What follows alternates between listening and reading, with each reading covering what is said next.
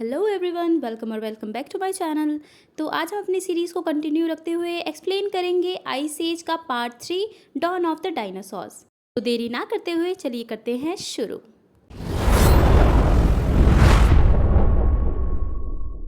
Movie की starting में हमें उसी गिलहरी को दिखाया जाता है जो कि अपने नट के पीछे होता है, लेकिन यहाँ पे उसे दिखती है एक फीमेल स्क्वायरल। तो वो उसे देख के बिल्कुल मदहोश हो जाता है। इसके बाद यहाँ पे वो फीमेल स्क्वायरल उसका नट छीनने की कोशिश करती है और जैसे तैसे करके वो अपने जलवे दिखा के उससे वो नट छीन लेती है। और वो जो स्क्वायरल होता है, वो गिलहरी, वो वापस से गिर जाता है खाई में। इसके बाद हमें दिखाया जाता है कि मैनी यहाँ पे बहुत ज़्यादा जल्दबाजी में कहीं भाग रहा होता है और हमें यहाँ पे पता चलता है कि यहाँ पे एली प्रेग्नेंट है, यानी कि वो एक न्यू बॉर्न को जन्म देने वाली है। तो एली यहाँ पे बोलती है कि अभी बच्चा पैदा नहीं होने वाला है, उसने बस एक किक मारा था। फिर हमें दिखाया जाता है डिएगो को, जो कि एक हिरन का पीछा कर रहा होता है। वो उसको बहुत दौड़ाता है, लेकिन आगे जाके उसका विज़न कमज़ोर होने लगता है और वो बिल्कुल थक जाता है। तो वो बोलता है कि मुझ में अब पहले जैसी ताकत नहीं रही। इसके बाद यहाँ पे मैनी ने अपने बच्चे के लिए एक बहुत ही सुंदर सा खेलने का मैदान बनाया होता है।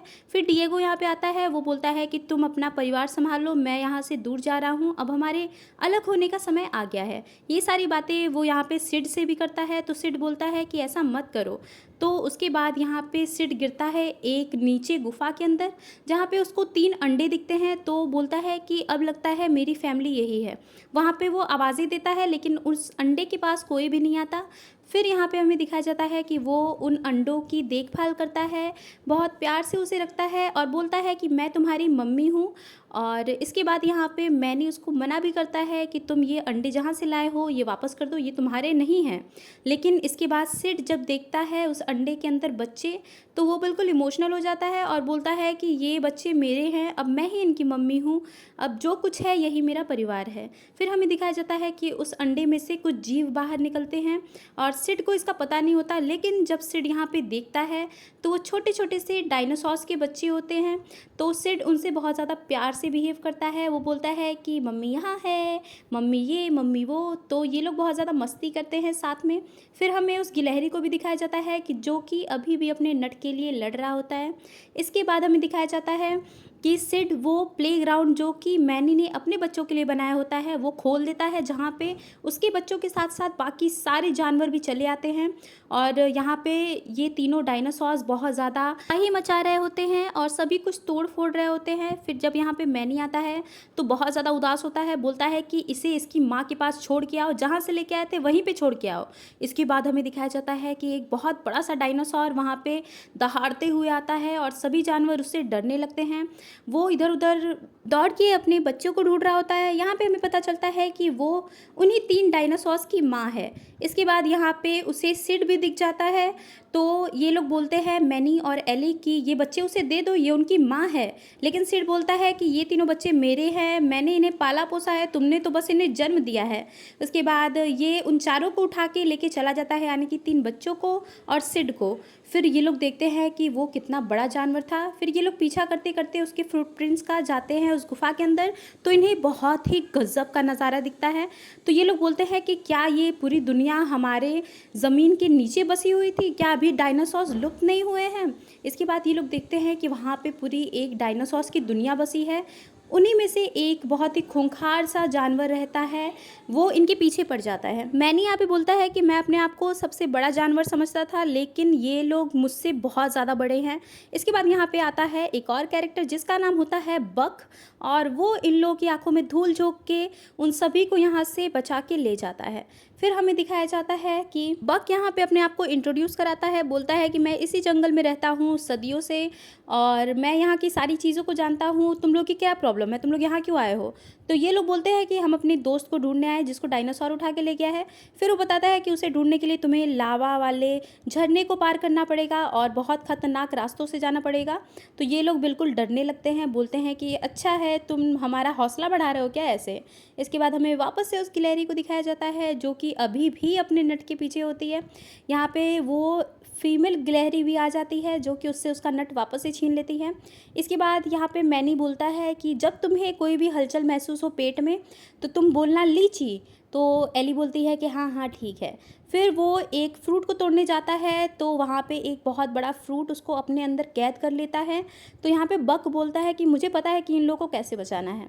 फिर वो जाता है उसी फ्रूट के अंदर जिसमें कि मैनी और डिएगो बंद होते हैं। उसके बाद देखते ही देखते वो पूरा फ्रूट खुल जाता है क्योंकि बक उसकी वायर को काट देता है। इसके बाद यहाँ पे बक बताता है कि अगर तुम लोग चाहते हो तो मैं तुम लोगों को उस रास्ते पे ले जा सकता हूँ जहाँ पे तुम्हारा दोस्त मिलेगा।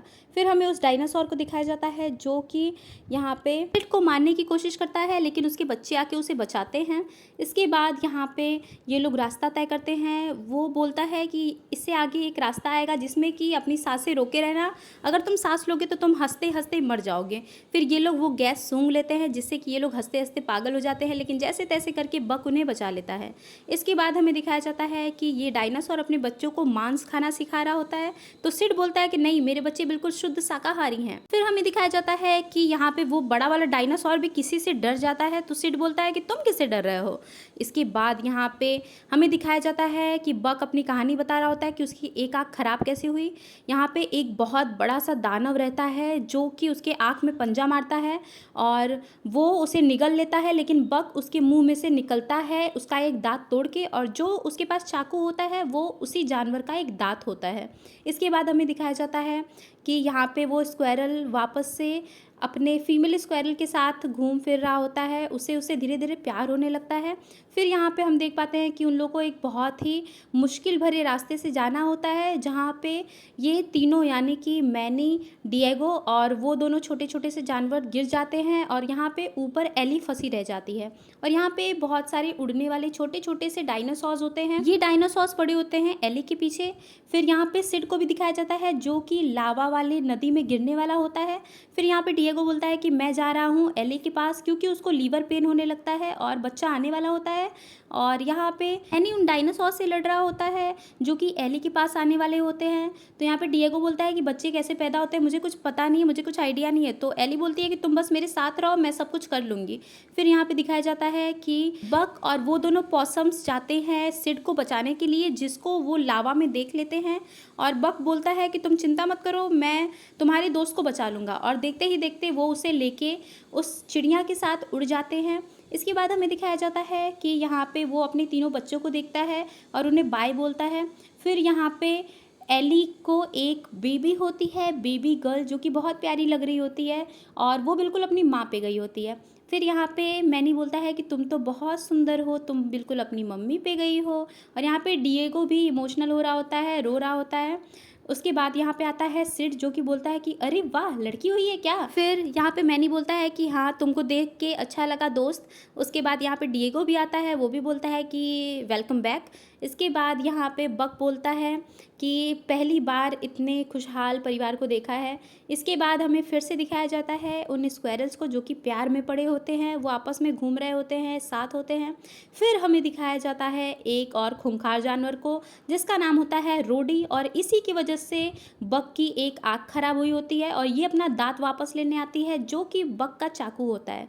इसके बाद यहाँ पे बक उसके साथ लड़ाई करता है और बहुत ही बहादुरी से ये सब आपस में मिलके साथ में उसको बांध देते हैं। लेकिन यहाँ पे सिड की एक छोटी सी गलती की वजह से रोडी की पूरी रस्सियाँ खुल जाती हैं, लेकिन यहाँ पे उनको बचाने आ जाती है वही मम्मी डायनासोर जो कि उसको दे के पटकती है और उसको खाई में गिरा देती है। यहाँ पे बक बहुत ज़्यादा दुखी होता है कि मेरी एक तो दुश्मन थी वो भी मर गई, और इसके बाद तो यहाँ पे वो दहाड़ती है और उसके बच्चे भी दहाड़ते हैं। फिर यहाँ पे लास्ट बार सिड अपने बच्चों से यानी कि उन डायनासोर से मिलता है और उन्हें बाय बोलता है कि तुम बड़े होके बहुत खूंखार जानवर बनोगे अपनी मम्मी जैसे।